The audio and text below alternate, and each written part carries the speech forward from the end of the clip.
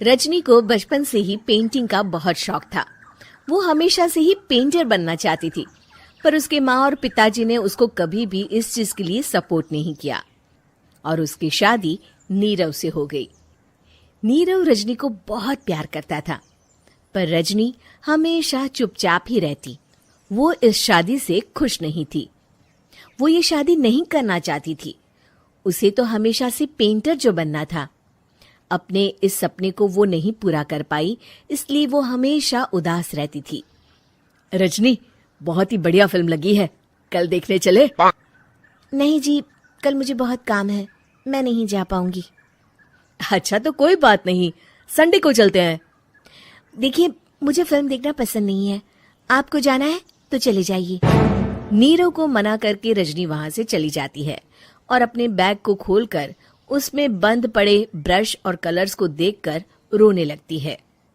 रजनी, चलो ना कहीं बाहर खाने चलते हैं, कुछ तुम्हारी पसंद का।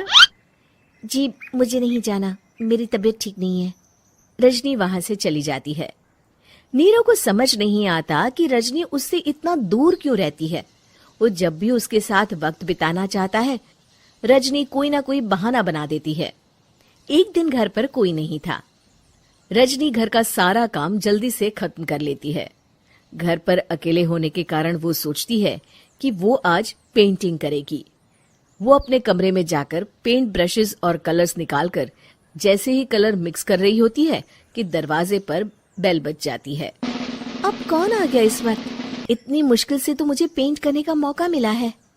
रजनी दरवाजा खोलती है तो उसकी सास अपनी सहेलियों के साथ खड़ी होती है और सब घर के अंदर आ जाते हैं। अरे बहू, सबको शरबत बनाकर पिला दे, बाहर तो बड़ी गर्मी है। उफ। जी। रजनी पेंट ना कर पाने से उदास हो जाती है। उसे गुस्सा भी आ रहा होता है कि उसने इस शादी के लिए हाँ क्यों कह दी। वो रसोई में जा रही होती है कि उसकी सास उसे रोकती है। बहू, सबके खाने का भी इंतजाम कर लेना, आज का लंच तो ये सब यहीं करेगी। हाँ। रजनी बिना कुछ कहे रसोई में चली जाती है। सबके लिए खाना बनाती है।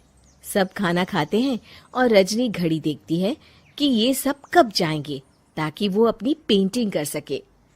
जब शाम होती है तब सब चले जाते हैं अपने घर।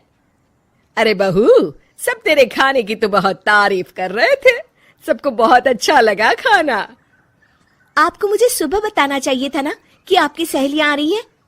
पता भी है कितना वक्त लगा सारा खाना बनाने में। अरे बहू, तू ऐसे कैसे बात कर रही है मुझसे? तो और कैसे बात करूं?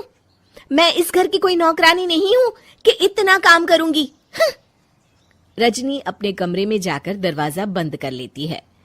शाम को जब नीरव आता है तो उसकी माँ उसे पूरी घटना के बारे में बताती है। क्या रजनी ने आपसे इस तरह बात की माँ? हाँ, और पता नहीं उसे क्या हो गया है, शाम से बाहर भी नहीं आई है। मैंने तो कई बार आवाज दी, खाना भी नहीं खाया उसने। तू ही बात करके देख ले बेटा। नीरव अपने कमरे का दरवाजा खटखटाता है। रजनी, दरवाजा खोलो, मैं हूं। रजनी दरवाजा खोलती है और फिर वापस जाकर अपने बिस्तर पर लेट जाती है। रजनी, माँ से बात करने का ये क्या तरीका है? मैंने कोई गलत बात नहीं की है। अरे तुम क्यों ऐसे बर्ताव कर रही हो सबके साथ? क्या तुम इस शादी से खुश नहीं हो? रजनी कुछ नहीं बोलती। अरे बताओ मुझे रजनी, क्या ये शादी तुम्हारी मर्जी के खिलाफ हुई है? हाँ, मैं ये शादी कभी नहीं करना चाहती थी। तुमसे क्या, मैं किसी से भी शादी